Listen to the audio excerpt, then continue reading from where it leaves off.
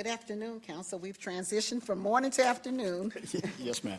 Good afternoon, Your Honors, and may it please the Court. I'm Peter Breen on behalf of Plaintiff Culture of Life Family Services, otherwise known as COLFS, and I'd like to reserve 3 minutes for rebuttal if we can get there.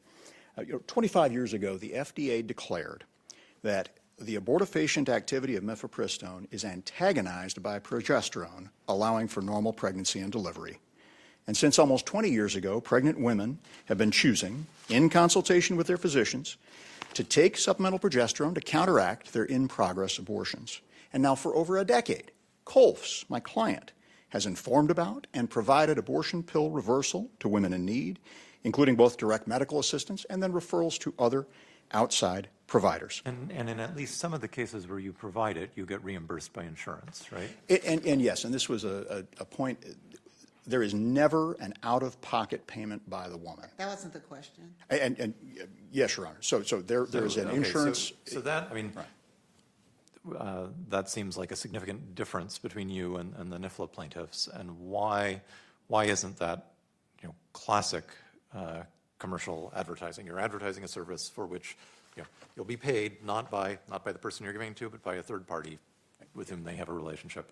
And this is it's an odd situation. It's optional. We provide it whether you provide the insurance or whether you don't. Most of the clients are on Medi-Cal, so they don't. The insurance isn't accepted for a variety of reasons. But there's lots of, a lot of medical providers, universities, lots of entities sell goods and services, and sometimes, don't insist on payment. But when they're advertising the services that they sell, it's still commercial, right? Well, except, Your Honor, it's very rare that it's optional. I mean, literally optional. You don't have to provide the insurance card. You don't have to provide any payment. There's never a cost to her out of pocket. It's a matter of if she wants to put Blue Cross on the line. But otherwise, there's nothing. And we're talking about an office visit and an ultrasound. Well, then what's the point of even billing at all then if it's optional? It's still commercial if you're billing for the services. Well, and Your Honor, I would say as to if I'll give you the service without whether I bill, whether I don't, it's just a matter of, it's like taking a donation for the service. Well, it's totally optional. If you send invoices out, or if you apply to medical insurances for coverage, that's commercial. Well, if it was a regular practice, I'd understand. But Your Honor, this is, again, we provide it for free. There's none of the other providers would do that. The overwhelming majority of the services that are provided without reimbursement? To folks in these pregnancy center circumstances, and this is in the record, Your Honor, COLFS has been proud to help 100 patients have healthy babies over the course of 13 years. So that's less than 10 per year. My question was, are the number of people who are treated overwhelmingly people for whom you do not bill? Right. Yes, Your Honor. The folks that are treated are not. I'm just saying the numbers are small. But you don't even bill a third party? Out of those 100, how many did you get third-party reimbursement for? Minimal, Your Honor, as I understand it. Again, because most folks are on Medi-Cal. We can't take Medi-Cal for a variety of reasons, and so it was really an exception. What are we supposed to do with this? I'll ask you the same question that came up last time, where you're seeking an injunction against the enforcement against anyone, whether or not they get reimbursed. Well, and again, from our perspective, first off, we would say that the primary motivation under ERICS, which we think harmonizes first resort with the rest of the body of case law, because first resort is a bit of an outlier nationally. The other circuits have not adopted it, but it harmonized that. You can't say that our primary motivation is economic in that promotion of APR, especially when the majority. So COLFS has been able to help 100 women. So that's over the course of 13 years, less than 10 per year have healthy babies. They've helped 400 total. So that means the majority of the people they've even helped, they're not seeing at their clinic. They just say, hey, we'll help you, connect you to a local provider. There's no anything there. It's just help. And so we would say that's still not a primary economic motivation under ERICS. So I'm just wondering about the economic efficiency of this. if the overwhelming number of people you get no reimbursement for, doesn't it cost you more then to bill than it's worth? And why would you do that if it isn't an economic concern? Right, and Your Honor, I believe Colf's is a full-scale medical clinic, so they've got some other patients who do prenatal care and things like that, so they would have an ability to bill the insurance for those folks. So do we look at the entire spectrum of services in determining whether or not it's a commercial activity, or do we isolate this one segment of it to determine whether or not it's commercial? As I understand, Your Honor, you've got to look at the speech, and so that's to our this service that they are offering. Right, but speech doesn't occur in a vacuum. Somebody speaks. Right. And so we have to look at the entity that's speaking, and I'm asking you, when we look at that entity that's speaking, your client, are we looking at speech that's being done by a commercial entity, or are we looking at speech that's being done by a non-commercial entity? So how do we parse that out in terms of your client? And Your Honor, if the test is speech that does no more than propose a commercial transaction, I would urge that it's the speech that is related solely to this service that we're in front of the court on today. So it's the APR services. And those would be, the very specific services that are offered by our client in this context. And I might almost also point out, we have a difference in our case where even if you were to find that we were commercial, the district court held that of the 5 of the 7 categories of speech we're engaged in, they were not inherently misleading. Okay. And that finding was not challenged by the Attorney General. In fact, it was embraced by the Attorney General on appeal. So we're entitled to intermediate scrutiny. 5 of 7 were not inherent. As I understood it, there were 5 of the 7 that were inherently misleading and 2 that were potentially misleading. It's actually the reverse, Your Honor. So the finding was the 2 that were inherently were the success rate of 64 to 68 and the statements on non-standard situations. Those are the 2 that were inherently. The other 5 were potentially. Right, that's, Right. So reversal, potential, safe and effective. And it was. but I thought you made a different representation. I thought you said that they were, you would make a distinction between potentially. Yes. Oh, okay. And of course, we believe they're all true. But at the same time, when you've got this test where if something is potentially misleading, which is not a great way of framing your statements, but if it's only that, you get intermediate scrutiny. So you're treated the same as a true statement under a commercial speech analysis. What do we do of, given your organization's operational model, in terms of drawing a line? I'm not suggesting that the record suggests that your organization does this, but you can imagine other nonprofits or businesses that would have lost leaders, or they have, again, completely outside of the context of medical care, giveaways to bring people in, and I'm just thinking about our rule rather than the application in this case, giveaways to bring people in, and then and they say false or misleading things about the thing they're giving away, but then they make the relationship and contact and are able to do other sorts of business there. How would we draw that line in general? Sure. And Your Honor, I think the primary economic motivation test from Eric's gives you what you need there. But do we look at it retail or wholesale? Because they may not have a primary, and this is, I understand, at least part of the logic of first resort is you may not have the economic, it may not be profitable in the instant to give away one product. You lose money, it's a loss leader. But with respect, and you might, right, so you advertise or say, but that's not commercial speech because we're giving that away. But it's part of a broader organization that is generally involved in the provision of similar products that does keep it as a going concern, even as a nonprofit, right? It doesn't have to be profitable, it simply has to keep the lights on. And Your Honor, there's not evidence of that in this record. Sure. And so that would be In something. terms of how we draw this line where we're saying primary or not. Well, and again, Your Honor, loss leaders and that sort of thing are certainly standard. That would be standard in a commercial speech analysis, I would think. So, but again, to me, that primary economic motivation, if you're literally just giving things away, and and in this case, you are making no, there's no real profit on the thing. You're giving it away. You'll take the money. You'll not as a donation. You don't have that. It's just we're outside that test. So again, I think primary economic motivation can remain as your test, and you analyze the facts as we've seen in the case law. What's our, I'm sorry. I guess I'm sorry, but the next question was, so a business, a for-profit business that gives something away, but is otherwise making money, I mean, the true loss leader, are you saying that that falls on the side of I think, well, look. commercial speech, that they would be, that their misleading or untruthful advertising would be unprotected? Well, As to that loss leader? right. Well, so if I go in on Black Friday to get my $200 TV at Walmart, yes, I mean, that is. But that if no is- money change, they're just giving stuff away to get people in. Right, but to get you into the store to buy things, and so that certainly, I think, would be commercial.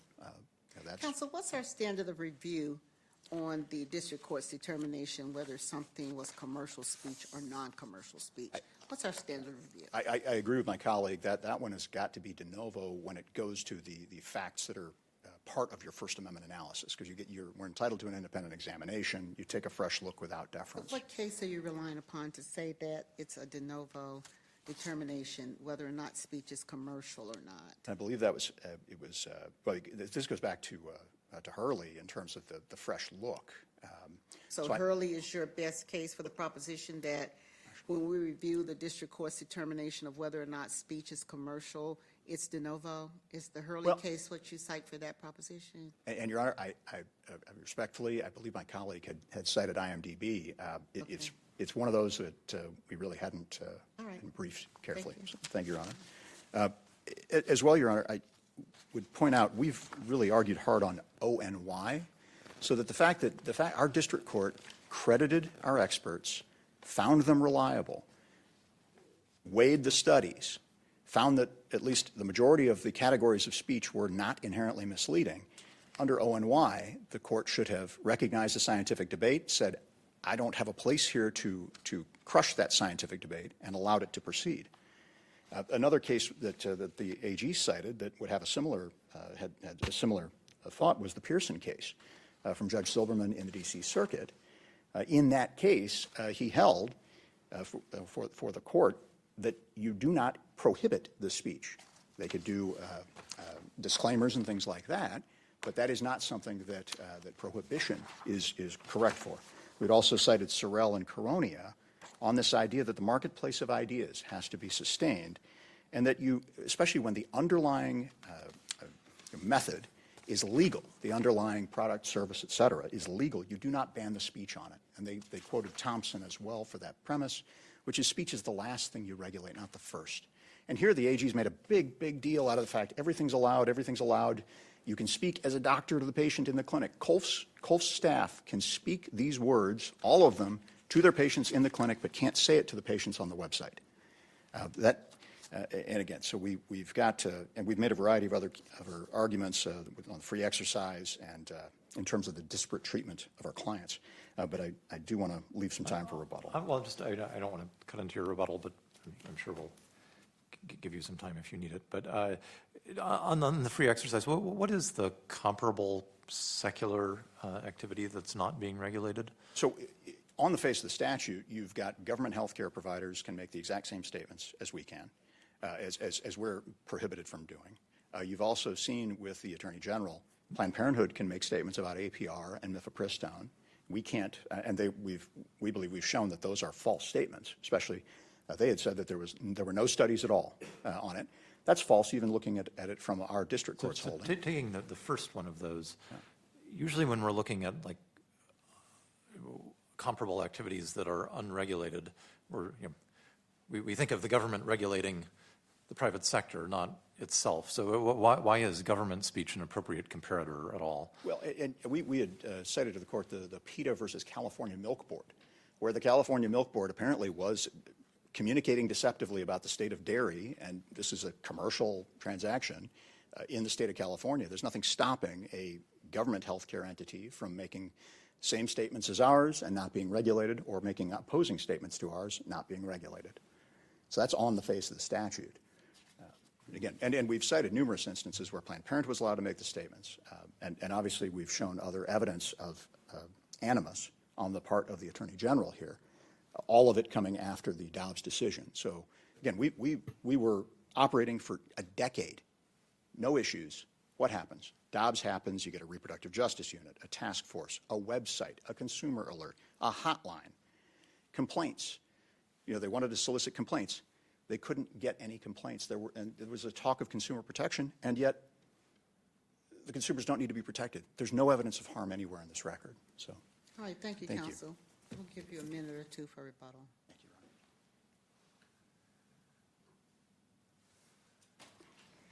Ron. Good afternoon, Your Honor. May it please the court, I'm back. Your Honor, this is a very easy case. Colf's advertises abortion pill reversal. It provides abortion pill reversal. It accepts payments for abortion pill reversal. And yet, it has asked the federal district court to exempt it through an injunction against the Attorney General from any enforcement by our office of the consumer protection laws, the UCL and the FAL. Here, the district court properly held that the speech that they employ is commercial speech. And I would draw your attention to 5 ER 836. There is the web page saying, do you regret your decision and wish to reverse the effects of the abortion pill? We are here to help you. There is an effective process for reversing the abortion pill. Regret taking the abortion pill? Please call now with their phone number. They put in their FAQs that they will accept payment, and only for individuals who cannot pay, they will help with financial need, or they will help with some financial aid, excuse me. And their counsel admitted, both here and at the district court, that they do accept payments for this service. This is quintessential commercial speech, and as the district court correctly, in our position, all of the speech is inherently misleading. Nevertheless, the district court, we don't think, was erroneous in finding that that for 5 of the statements, it was at least potentially misleading. But doesn't that bring us back to this problem that there wasn't presented in the district court the state's interests? Your Honor, I You think found a case where we've been able to leap ahead of the government itself in asserting its own interests in a heightened scrutiny case. Your Honor, though, I don't think this requires specific factual development. This court has already held. Did you argue in the district court that Central Hudson, in the alternative, that if it's potentially misleading, that Central Hudson was satisfied? We did not argue that. But I will say that this court can affirm on any grounds that the district court found and that the district court held. And the district court held that we had a substantial government interest, which is supported by this circuit's, by this court's holdings in American Academy, and also could properly look at the evidence, which was our enforcement action, and determine that it was narrowly tailored. We go after 8 specific statements. Those statements, we have provided evidence to the district court that those statements are false and misleading. So the 8 specific statements are in the enforcement action or in this? This says 7 statements. Are you talking about the Sorry, Your Honor. We classify the enforcement, there's the non-standard situations, which is really about whether the APR works after 72 hours, and separately whether it works after the administration of misoprostol and methotrexate. In our enforcement action, we separate those. That's why we get to 8. In this action, Colf's has combined them into non-standard situations. And so is it your view that the enforcement action is in the record? Yes. And is it your view that that contains the requisite articulation of the state's interest, such that even though you didn't present it to the district court, it's there in the record? Is that the argument? Yes, Your Honor. I mean, I would say first that the substantial government interest in protecting individuals from misleading commercial speech about medical treatments is a legal holding that this court has already determined in American Academy. Our enforcement action reflects that we are going after different parties for their use of those false and misleading statements in advertisements for a medical treatment. The enforcement action is also the example of the narrowly tailored, it is the government regulation at issue here, and therefore it reflects that it is narrowly tailored under the intermediate scrutiny. Excuse Have me. we ever done that? I mean, so to borrow from another case, it's heightened scrutiny analysis in general, but in this case, under Central Hudson, to say that, well, these are clearly highly important issues with people's, healths and perhaps lives at stake, but is that something we can do to look and say, well, in general, the tailoring and the interest should be sufficient under Central Hudson? Can you give us a case where you've been able to do that? Your Honor, I don't have a case off the top of my head on that particular issue. What I note, though, is, as Judge Miller pointed out, we think our complaint is the evidence in the record to the extent that the court believes that American Academy's determination that, the protection of consumers from misleading, from false and misleading information in the medical statement is insufficient. Our enforcement action complaint is evidence showing what it is that we're trying to pursue and how we're doing it. On that basis, the district court was within its purview to hold that we satisfied intermediate scrutiny. I'd also just like to make a quick comment about the I want to make two quick comments. We talked about ERICS earlier, so I don't want to do a lot more talking about it, but I do think there's this sort of mischaracterization of ERICS, that it suggests that somehow primary economic motivation is the be-all, end-all of the Bolger test. In ERICS, the reason that the court looked at primary economic motivation was because the other two Bolger factors were not very clear. There was a nutritional supplement guide, so it wasn't a standard advertisement. And so that's the first Bolger situation. The second is that it wasn't necessarily advertising a specific product. That's why it turned to the economic factor issue. Here, we don't have that situation. What we have is an advertisement. Regret taking the abortion pill, please call now. It may not be too late if you contact us immediately. And we have it for a specific product, a specific service, really, is abortion pill reversal. And in this case, there is economic motivation. I will also note they fundraise off using their APR patients. And so that provides even additional evidence, which First Resort held was sufficient economic motivation for commercial I can't speech. recall which case it was, so excuse me if I'm asking about the last case. But wasn't there some dispute about whether that had been established? Not in Colf's, Okay. Your Honor. Great. In Colf's, they put in evidence saying that they used stories about their patients in their fundraising galas. They provided 3 different galas. They provided transcripts of those videos. They also have a webpage that provides a story. This was their evidence that provides a story of a woman who had received APR with several buttons that say "Donate today, help women like Stacy." So Do we have a case where, I understand Bolger is factors, not elements, but where a case is stood without economic motive? If we take the economic motive out of it, what's a case we should look at to find a finding of commercial speech on the first 2 factors? So I acknowledge that in First Resort there was economic motivation, but they also held that even without economic motivation, there could still be a finding of commercial speech. They based that on Greater Baltimore, a Fourth Circuit case also noting that economic motivation is not necessary for commercial speech, in which the en banc Fourth Circuit remanded back to the district court in order to determine whether summary judgment was appropriate. I will also point to the Fargo. If it's elements, or if it's factors, not elements, is that a holding? The economic motive, or the fact that economic motive was unnecessary in First Resort? Your Honor, I think it's an interesting question.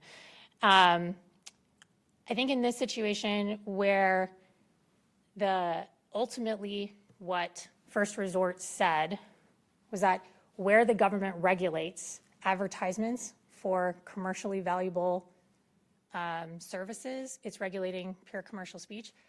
I think that holding encompasses within it this idea that economic motivation is not required. But you're right, it's not a specific holding necessarily. It's all of a piece. Do we have a case that, I've been looking for a case like this too. Is there one that just comes out and says you don't need the economic motive to satisfy Pulcher? I mean, I would say, Your Honor, that Stoffel cut in its footnote suggests this as well. It says that often in the compelled speech context, and compelled speech, the analysis about what you can require, the government can require in compelled speech is a different analysis than when it's restricting false and misleading speech. But the inquiry about whether the speech is commercial or not really should be the same. It's still a fact-intensive inquiry.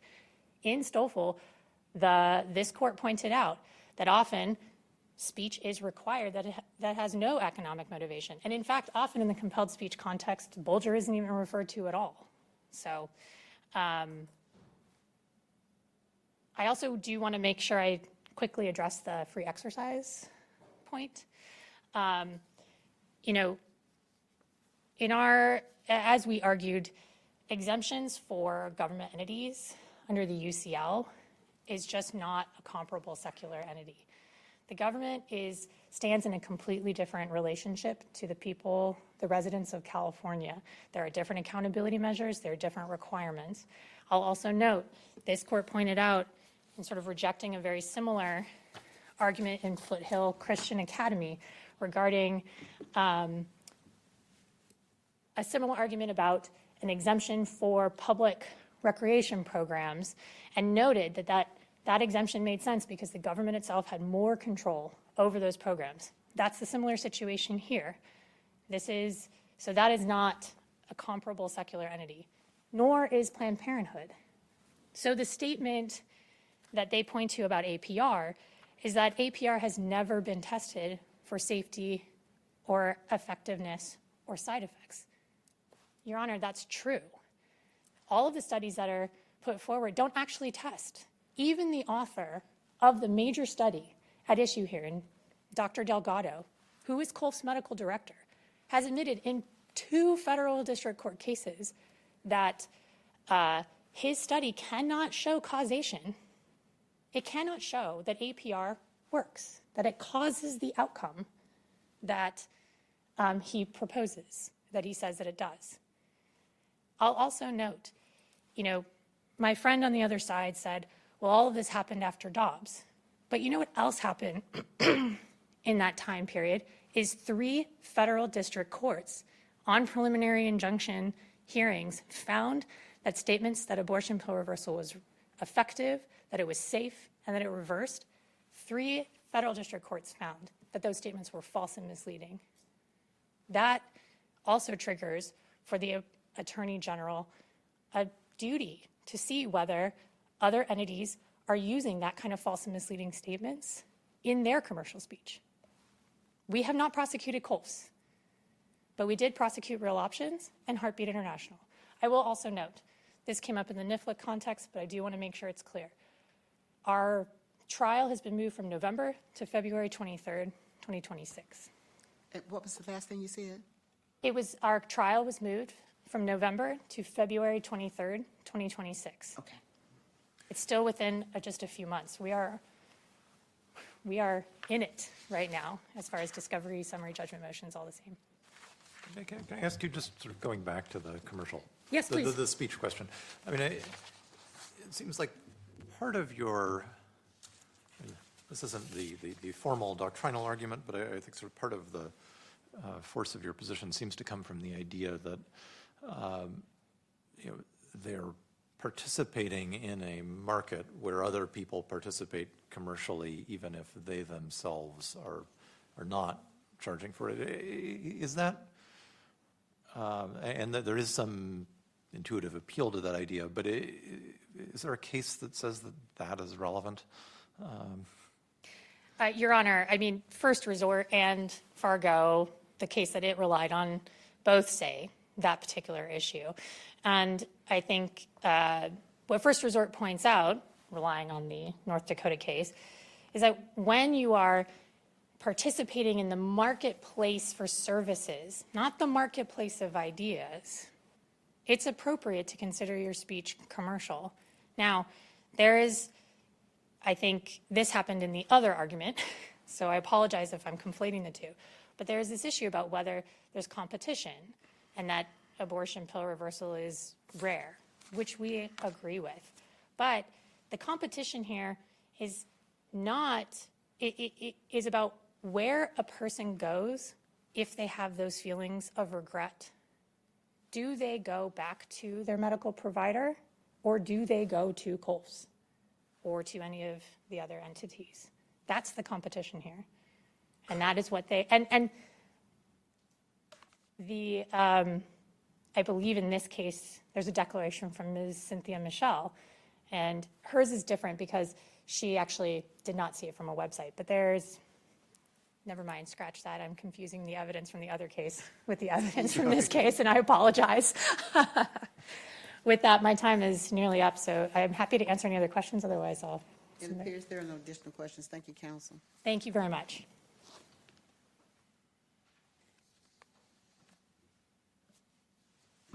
Let's put 2 minutes for rebuttal, please. Thank you, Your Honor. And to respond to a few notes, the FAQ was brought up previously. We'd like to point out that the district court, in the motion to dismiss order, so that was in the motion to dismiss order, it actually found that the FAQ was informative. And of course, that sort of a test shows that it is, at the very least, intertwined, non-commercial and commercial speech, which we know is non-commercial. And that didn't carry over into the PI ruling. In fact, it was not addressed or carried over. We believe we're entitled to a benefit there. We recommend to the court the Riley case, which of course held that solicitations are non-commercial per se, and those successful solicitations lead to more charitable work. So to hold that against us, that we're using the successes. That's a solicitation in the sense of, like, please give money to our organization for charitable purposes, right? And that's actually money coming in, and it's non-commercial. when we're Right, talking but about a it's charity. not, please use the service that we're providing, which And seems then to. give us money. Right, but you see, that's a different, they're not asking, well, I mean, if anyone can give, obviously, but they're not soliciting money, direct out of pocket from the handful of people that are getting the APR services. I mean, that's not the point there. We would just note that again, from Riley, in terms of the safety and effectiveness, there is no evidence in the record that anyone's been harmed. And we're almost 20 years into this, over 10 years at Colf's, again, 400 babies born across, generally that we're able to assist. And so there is no consumer protection here. There's no consumer to be protected. Women have been choosing this. The problem is, are they going to know that they even have the option? We in our record, had Dr. Delgado tell the story of a patient who said she called Planned Parenthood. They said, your baby's already dead. There's nothing you can do. That woman had a baby. So that's the marketplace here. When you look at Sorrell and NIFLA, they talk about that it's more important that we express ourselves in these medical areas. But that's the merits of the case. We're here on the injunction piece of Oh, it. but it goes to the injunction, Your Honor. I respectfully submit. I think it all goes together because in the medical field especially, life-saving, you're dealing with life-saving information. And it's all information here. Well, that begs the question because we have to look at whether it's misleading. So Well, that's the point we're trying to figure out. And, Your Honor, that Pearson case, again, it was cited by the Attorney General. They had a really good analysis dealing with a supplement manufacturer, made some claims about their supplement, and on 3 of them, the court said, well, the issues are up in the air. The government can't prohibit the speech unless their studies are well ahead of the manufacturer. The 4th one, they said, well, studies we're not even sure if the studies say what you've said is correct. The court said, look, let them say it. You can put on a disclaimer, but let them say it. You can't prohibit that speech. We And so we would understand your urge that. argument. Thank you, Your Honor. Thank you, counsel. Thank you to both counsel. The case just argued is submitted for a decision by the court. We are in recess until 9:30 a.m. tomorrow morning.